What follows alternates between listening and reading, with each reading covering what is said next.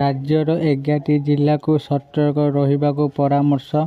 आगामी 3 घंटा पर्यंत 11टी जिला को येलो वार्निंग जारी करी सतर्क रहिबाकु परामर्श देइछि आंचलिक पाणीपाग केन्द्र। वर्षा घड़घड़ी सह झड़ तोफानर पूर्वानुमान करी कटक, गजपति, गंजाम, जाजपुर, केन्दुझर, खोर्धा, मयूरभंज, नयागढ़, पुरी, रायगड़ा, सुंदरगढ़ यही सब जिले में गोटे किंबा 2टी स्थान में आगामी 3 घंटा मध्य वर्षा और घड़घड़ी सह झटका पवन 30 ରୁ 40 किलोमीटर प्रति घंटा हेबार संभावना रही।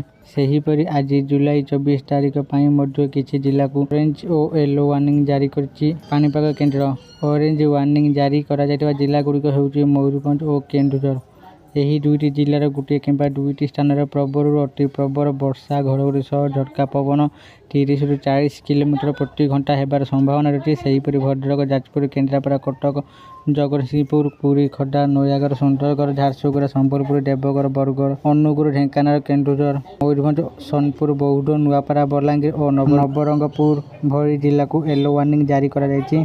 एही सब जिले में गोटे किंबा 2टी स्थान में प्रबल वर्षा घड़घड़ी सह झटका पवन 30 ରୁ 40 किलोमीटर प्रति घंटा हेबार संभावना रही।